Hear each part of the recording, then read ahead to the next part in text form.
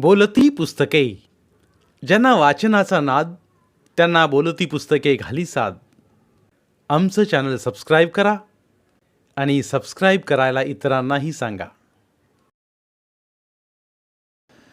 नमस्कार श्रोते मित्र हो, बोलती पुस्तके सादर करीत आहे ज्येष्ठ कादंबरीकार द स काकडे लिखित कादंबरी स्त्री जन्म, भाग 5.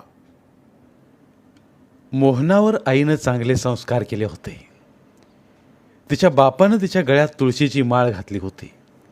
तिला लहानपणीच देवाधर्माची माया निर्माण झाली होती. किडामुंगीचा जीव आणि आपला जीव सारखाच हे ती शिकली होती. कोंबडी बकऱ्याला माणसं मारतात आणि त्यांचं मांस खातात हे तिला भयानक वाटत होतं.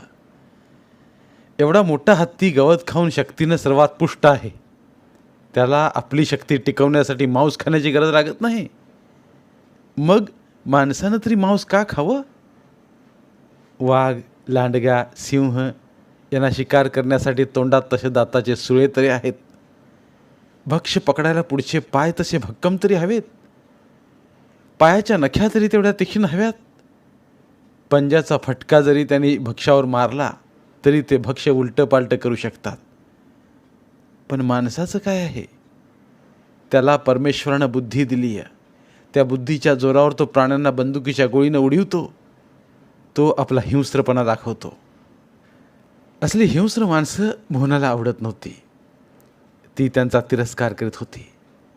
कोंबड्या पाळून तिची अंडी खाणारा, कोंबड्या तोडणारा, बोकड मारणारा गावातला कोणीच तिला आवडत नव्हता.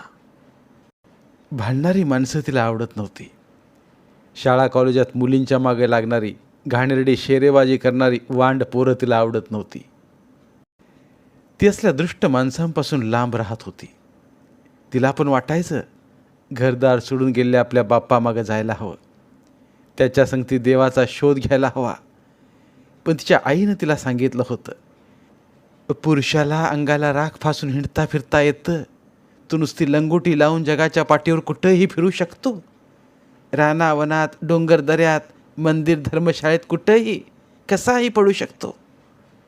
तसं बाई माणसाला जमणारं नाही. तिचं शरीर रूप वेगळंच आहे. पुरुषासारखी ती एकटी जगाच्या पाठीवर बिनधास्तपणे राहू शकत नाही, फिरू शकत नाही. तिला पुरुषाचा आधार हवाच. तिनं त्यासाठी लग्न करायलाच हवं. संसार वेल तिनं फुलवायला हवी. तिचं त्यातच जादा सामर्थ्य आहे. मोहनालाही आईचं बोलणं विचारांती पटलं होतं. स्त्री संसार मांडूनच सुखी राहू शकते. परमेश्वराची भक्ती करू शकते. संसारात तिचा पती हा परमेश्वर असला तरी तिच्या मनाच्या समाधानासाठी न दिसणारा परमेश्वरही महत्त्वाचा. तिच्या आईचा पती परमेश्वर जवळ नसताना तिला देवारातल्या देवांची पूजा करावी लागत होती. चंद्ररावानं जेव्हा मोहनाला नांदायला निघण्याचा आवाज दिला तेव्हा तिनंही मनाचा खंबीरपणा दाखवला. ती बोलली, तुम्ही जीपमध्ये जावा, मीही येते माझं समजा आवरून. टाईम लावायचा नाही, लांब जायचंय, त्यानं आवाज दिला. या रानवटानं सकाळपासून टाईमपास केला. स्वयंपाक डुकरागत खाल्ला, सतरंजीवर लोळला, घोरला. आता तो टाईम झाल्याची बोंब मारतोय. ह्याला डोंगर दऱ्यातून मुद्दाम काळोखातनं जायचंय. नवी नवरी सोबत आहे ना, ह्याला आपण पुरं ओळखलंय. आम्हाला पाणी दे प्यायला, तो मोहनाला बोलला. पाण्याचा तांब्या स्टुलावर ठेवलाय, तो घ्या, पाणी प्या आणि निघा तुमच्या गाडीकडं. आणि तू येते ना म्हणलं ना मी, त्याने बी जोरानं आवाज दिला. ज्यादा मिजाज दाखवणाऱ्या मोहनाला आपण सरळ आणलं. या घमेंडीत चंद्रराव जीपकडे गेला. दरवाजा उघडून तो ड्रायव्हर सीटवर बसला. गाडीची काच खाली करून तो मग कावळ्याच्या नजरेनं घराकडे पाहू लागला. मोहना, मला हा चंद्र्या धड माणूस वाटत नाही. तू काळजी करू नकोस, मी त्याला दणका दिल्याशिवाय राहायची नाही. तुझीच लेखना मी. अगं पर माझा बाप गेल्यावर तुझ्याशी इथले बापे धड वागत होते का? लहानपणी मला त्या बाप्यांचं कळत नव्हतं, पण मला कळायला लागल्यापासून त्यांचं वागणं कळायला लागलं मला. कशाला त्या सुकल्या जखमांची धपली काढतेस? माझा चुलता, त्याला पदरी 3 कार्ट्या झाल्या तरी तो रात्रीची घराची कडी वाजवायचा, तुला आवाज द्यायचा, पण तू त्याला कधी भीक घातली नाहीस. एकदा तर तू त्याला घराची कडी काढून नालाच्या चपलेनं झोडला होतास, पुन्हा त्यानं रात्रीची कडी वाजवली नाही. सईबाई त्यावर काही बोलली नाही. नवऱ्याशिवाय राहायचं म्हणजे ही आपदा यायचीच. नवरा असताना बी बाईचा हात धरणारे तिरसिंगराव दुनियेत आहेत, तर नवऱ्याजवळ नसल्यावर मग काय? सुब्बारावानं जीप संगतीत थांबायला पाहिजे होतं, तर ते निघून गेले. त्यांना तरी समजायला पाहिजे होतं. त्यांना माहीत झालं आपली नवरी नांदायलाच येत नाही, म्हणून कशाला थांबतील ते?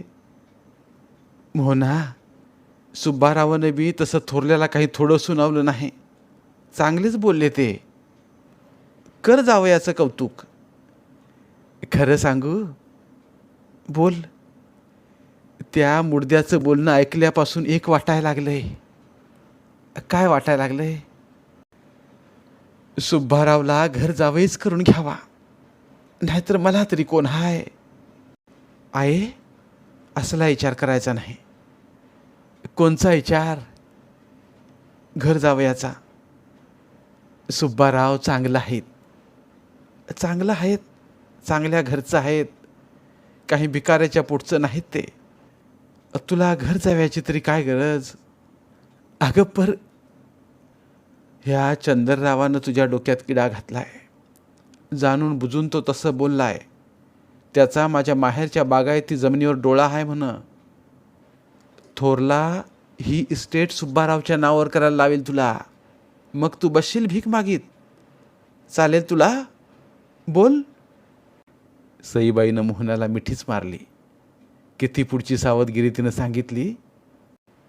मोहनानं तिची सफारीची बॅग भरली. त्यात तिनं तिच्या लग्नाच्या साड्या, ब्लाऊज भरले. दागिने अंगावर होते. पैसे किती देऊ?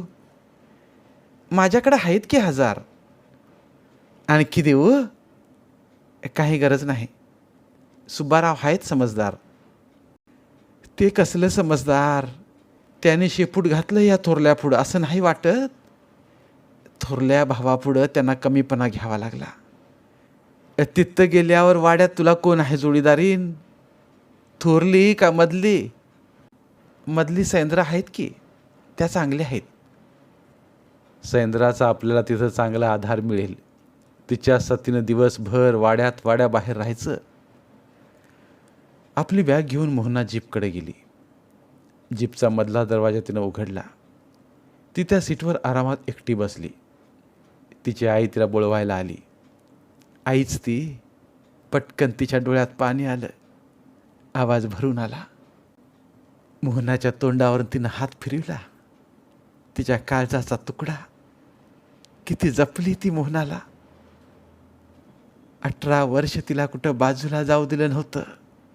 मोहनाचा बाप घरातनं गेला तरी तिनं लेकीला कमी पडू दिलं नाही. मामी बाय. चंद्ररावानं आपलं मायावी बोलणं केलं. त्यानं मगाशी तिला सईबाई म्हणलं होतं. तिचा मान ठेवला नव्हता. नवं नातं असून बी तिला पार फिसकारलं होतं. चंद्रराव, पोरीला जप्पा. लई लाडाकोडानं वाढवली या बघा. मला बी पोर हाय की लग्नाची. सईबाईनं पदरानं डोळं टिपलं तसं मोहनाच्या डोळ्यातनं बी कुकडी माय व्हायला लागली. सईबाईला मग आणखीनच भडबडून आलं. माय लेकींना चंद्ररावाला आणखी दुखवता येणार नव्हतं. निदान जाताना तरी फांदा मारायची तिची इच्छा नव्हती. चंद्ररावानं हातातल्या घड्याळ पाहिलं. संध्याकाळचे 5 वाजले होते. बराच टाईम झाला होता. घरची जीप होती तो प्रश्न नव्हता, पण डोंगरदऱ्याचा मार्ग जाईपर्यंत अंधारच अंधार होणार होता. चंद्रराव, टाईम बराच झालाय. टायमाला काय दोष द्यायचा? दोष आपल्या समध्यांचा. आमचा त्यात दोष जादा आहे हे आम्ही मान्य करतो. चंद्ररावानं वळतं करून घेण्याचा प्रयत्न केला. चंद्रराव, मीच येते माझ्या लेकी संगती. सईबाईच्या तोंडात एकदम शब्द आला. काय? चंद्ररावच्या चेहऱ्याचा रंगच उडाला. हा, मी येते. तुम्ही हे आता काय म्हणताय? मी गदडीच. पहिलीच अशी तयार होऊन बोलले असते तर एवढं राहाकार माजलंच नसतं. हा आई, चल तू माझ्या संगती. उद्या पाहिजे तर तुझं जावई तुला आणून घालतील. पर आम्ही काय म्हणतो? चंद्ररावचा आवाज जो खाली आला होता तो काहीसा वाढायला लागला. चंद्रराव, तुम्ही काय बी म्हणू नका. माझ्या वट्टावर असा शब्द बाहेर पडला म्हणजे मला लेकी संगती आलंच पाहिजे. माझ्या पंढरीच्या विठुरायानंच माझ्या तोंडून असा शब्द काढला बघा. मलाच त्यानं लेकी संगती जायचा सांगावा दिलाय. मामी बाय, कसला इटुराया आणि कसला मिटुराया? चंद्रराव, हात जोडते तुम्हाला. आम्ही माळकरी विठुरायाचे. त्याला तुम्ही नको तसा बोल लावू नका. त्याच्या सांगाव्याशिवाय मला तो असा बोलायला लावायचा नाही. चंद्रराव देखल्या देवाला बी दंडवंत न घालणारा माणूस. त्याला उपास तापास माहीत नव्हतं. एकादशीला बी त्याचं अंडी मटण खाणं चालू असायचं. मुसलमानातला मुलांनी एवढ्या कोंबड्या बोकड मेंढ्या मारतो तरी त्याला काही होत नाही. मग ते मटण खाण्याला काय होणार आहे? देवाला जर अंडी मटणाचा निवद पाहिजे असेल तर ते माणसांना खाल्लेलं काय वाईट? मुळात देवच नाही असं मानल्यावर त्याचा उपास का करायचा? म्हणूनच चंद्ररावानं देवाचा सांगावा बिंगावा एकदम फालतू आहे हे बोलून दाखवलं. त्याचं बोलणं सईबाईला पटणारं नव्हतं. चंद्रराव, तुम्ही विठुरायाचा सांगावा नका मानू, पण मला माझ्या लेकी संगती तुमच्या वाड्याला यायचंय, तिच्या सोबतीला यायचंय. पर आम्ही आहोत की भक्कम. तुम्ही का जीवाला चिंता लावून घेताय? तुम्हाला उगा शीन होईल. मला शीन झाला तरी चालेल, पण मला माझ्या लेकी संगती यायचंय. चंद्ररावाला कोडं पडलं. या सईबाईला कसं पटवून सांगावं? चंद्रराव, तुम्हाला आमची कसली अडचण होते? मी कोण परकी आहे काय? मी मोहनाची आई बोलते. पुरीच्या आईला सासरचा माणूस कधी बी टाळत नसतोय. आपल्या आईला चंद्रराव सोबत घ्यायला टाळतोय. तो काय हे टाळतोय? त्याचा उद्देश काय हे आपल्या आईला कळलंय. तिला आता जादा समजून सांगायची गरज नाही. मामी बाय, ही जीप जर सुब्बारावनं आणली नसती तर तुम्ही काय मोटरसायकलवरती आला असता? आ, तुमच्या मोटरसायकलवरती मोहनाच यायला तयार नव्हती. तिनं तुम्हाला तसं सांगितलं बी होतं. मला बी तिनं तिचं मन सांगितलं होतं. तुम्ही आम्हाला काय सांगितलं होतं? पोर नांदाला येत नसेल तर ओढत न्या. इसरला काय?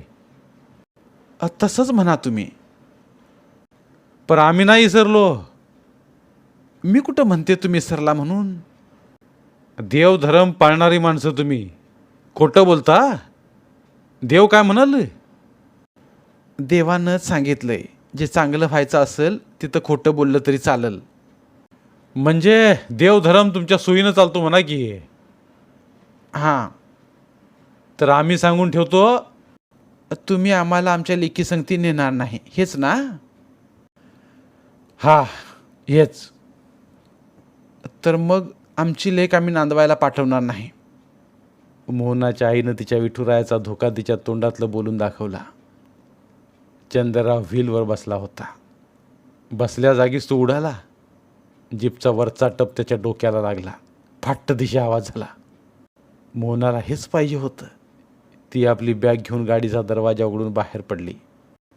आई, वाचवलंच मला तू, मोहना बोलली. सईबाईनं चंद्ररावाकडं पाहिलं.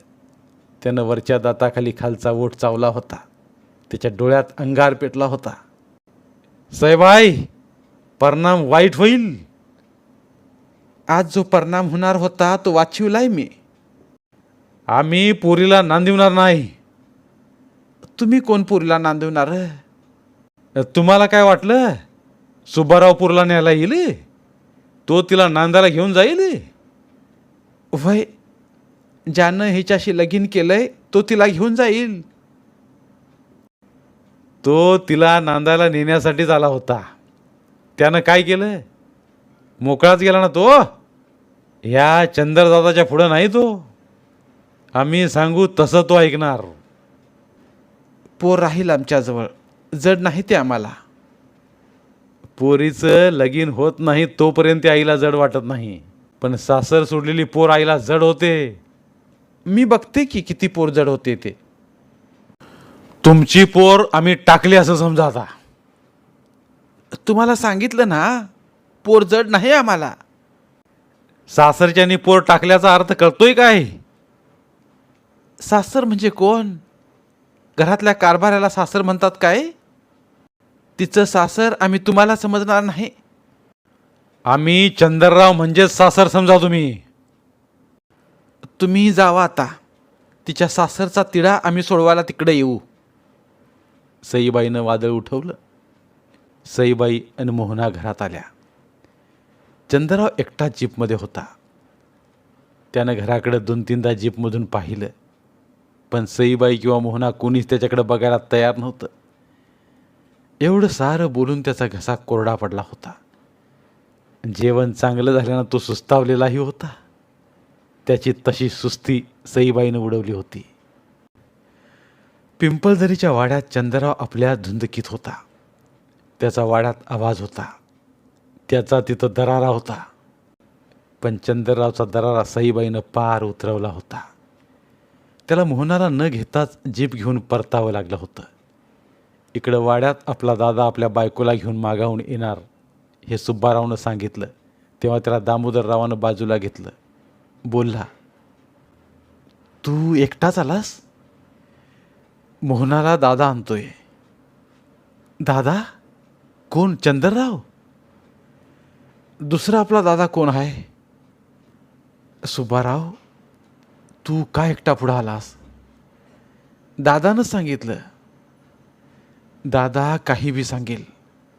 दादा एवढ्या रात्रीचा मोहनाला घेऊन येणार म्हणजे गाव काय म्हणेल?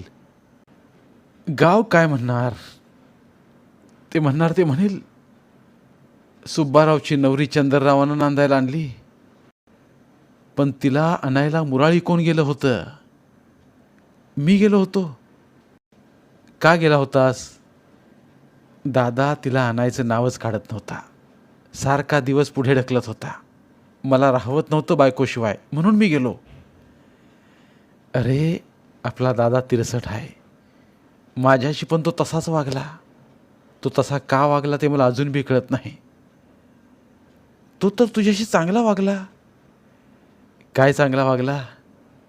माझं लगीन झाल्यावर नवरीला आपल्या पिंपळदरला आणलं, तिथं रातभर वरात नाचली. सकाळच्याला मग नवरदेवाच्या संगतीनं नवरीची हळद उतारली. सुब्बारावला दामोदर व सैंद्रावहिनीचं ते थाटामाटातलं लगीन आठवलं. हळद उतरल्यावर सैंद्रावहिनीला नवी साडी चोळी न नवरदेव असल्या दामोदरदादाला नवे कपडे. नवरी संगती आल्या करवल्यानं आणि तिच्या लहानग्या भावांना कपडे करण्यात आली. त्यांचा मान त्यांना दिला. जेवणं खावणं झाली. मग इकडच्या तिकडच्या गप्पा झाल्या. आता नवरीला तिच्या सासरी नेऊन घालण्याचं काम सासरच्या लोकांचं होतं. नवरीला मग माहेरावरनं 2 दिवसांनी नांदायला आणली तरी चालणार होतं. सुब्बाराव, एक काम करायचं. बोल दादा.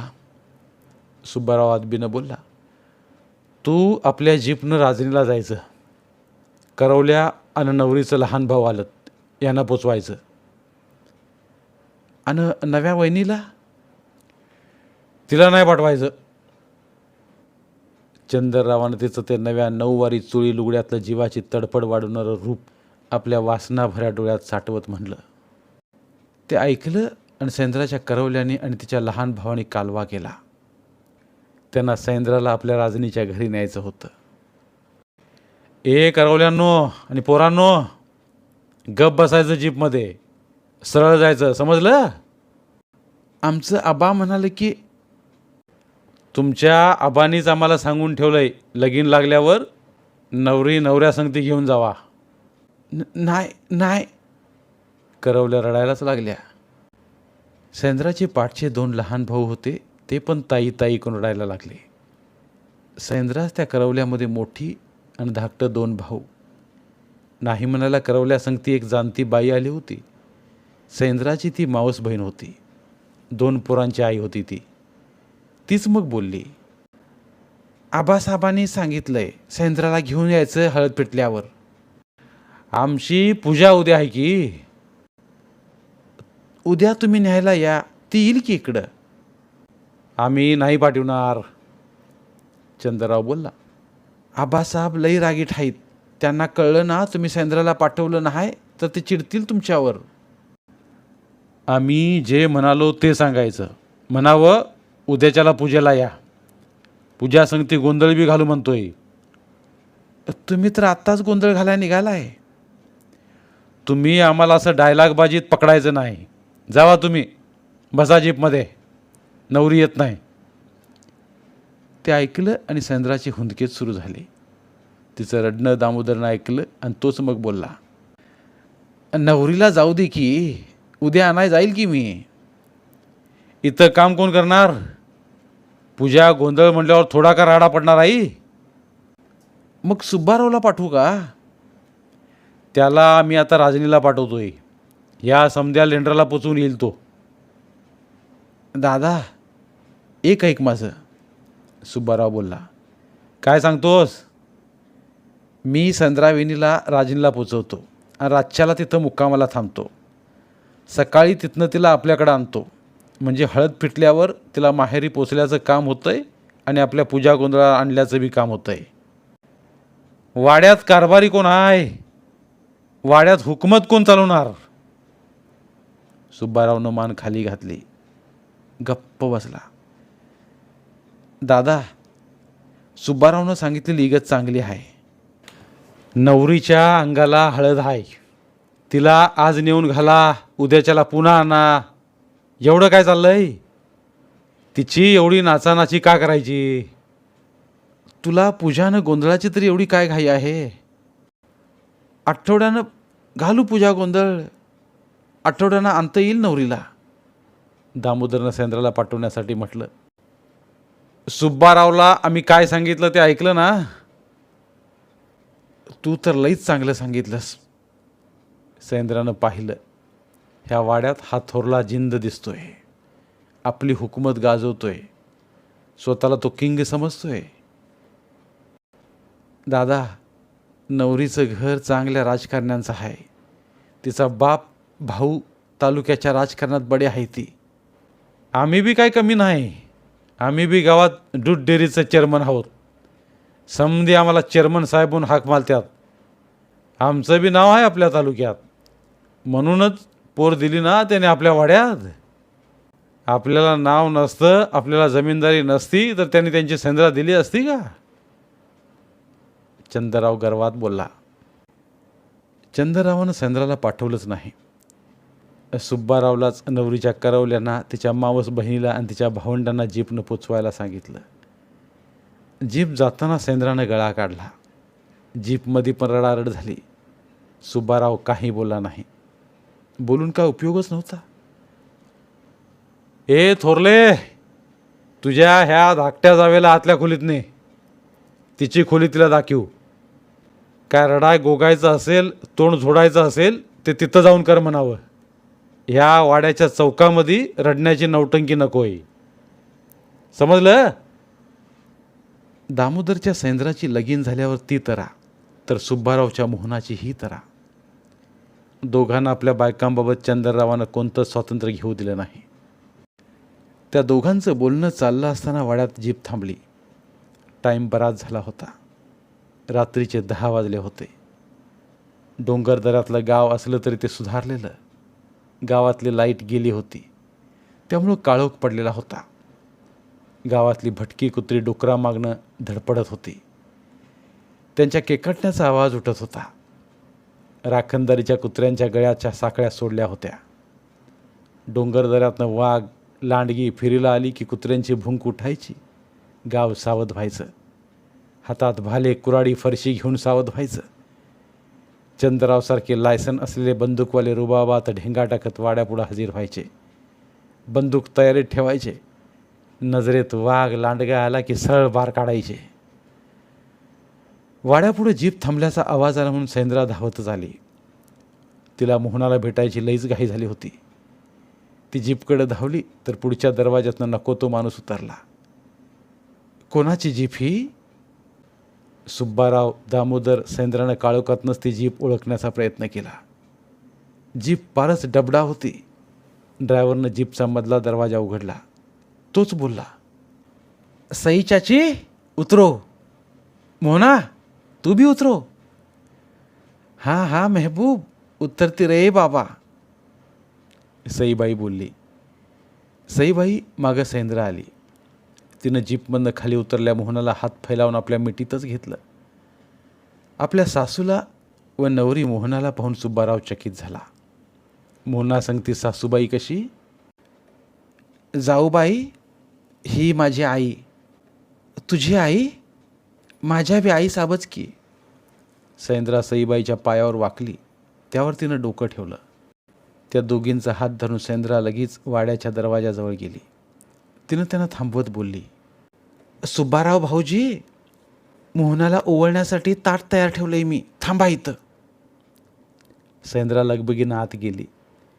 तिनं लगेच ताटात ठेवला तुपाचा दिवा पेटवला. ताटात कुंकू, हळद, अक्षता होत्या. चांदीची समई होती.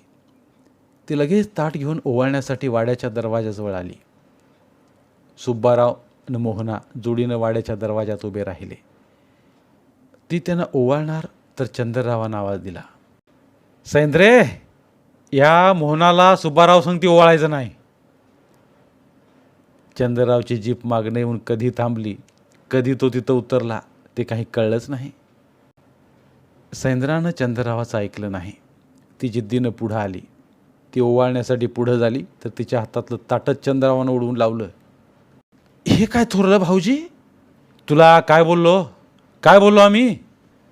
नवी नवरी लक्ष्मीच्या पावलाने आपल्या घरात येते. ही लक्ष्मीची पावलं नाहीत, अवदेशीची पावलं आहे ती, समजलं? सईबाईनं सुब्बाराव व दामोदरकडं पाहिलं.